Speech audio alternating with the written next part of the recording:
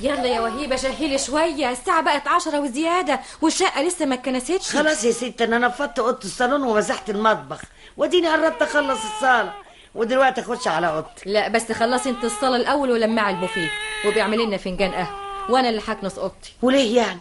والنبي ما حد كنسها الا انا. ليه؟ هي مش اوضتي ولا يعني دي اول مرة بكنسها؟ معلش انا كنسها ولا تكنسها بهانه؟ بنت يا بهانه. نعم يا خالة وهيب. ما تيجي يا بنت تكنسي اوضه ستك الكبيره. حاضر. تعالي هنا يا بنت. رايحة على فين؟ نعم. انت بابا جايبك ليا مخصوص عشان حمدي وبس، وقلت لك الكلام ده قبل كده، يعني ما تعمليش حاجة في البيت غير كده، سامعة؟ حاضر يا ستي. يوه لا مؤاخذه يا ست سعاد. حقك عليا انا غلطانه. خشي خدي حمدي واخرجي بيه على البسطة شوية، اف دماغي وجعتني من كتر العياط. حاضر. هاتيه يا بهان. تعالي يا حبيبي، تعالي يا روح يا اختي. مالك يا روح قلبي بتعيط ليه؟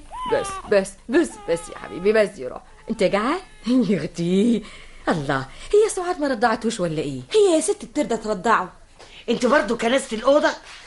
هاتي والنبي يا ست مالكي حق، بقى يبقى انا وبهانه موجودين وحضرتك تكنسي؟ الرضعة هي يا ستي. طب اقعدي انت جنب حمدي هنا ورضعيه عبال ما اشرب القهوه. حاضر. بنت يا بهانه. نعم يا ستي. تعالي. حاضر يا ستي، بس برضع سيدي الصغير. بقول لك تعالي. قومي شوفيها عاوزه ايه وهاتي الولد انا ارضعه.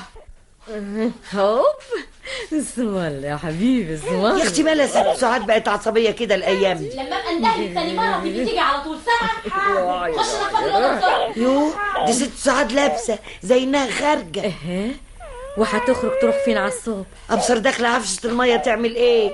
عاوزه حاجه يا ست سعاد؟ ميرسي. ما تسيبيها يا وهيبه تعوزي اللي عاوزاه، احنا مالنا. على رايك يا ست احنا مالنا، دي حقها اتغيرت خالص. ها، فكرتينا نطبخ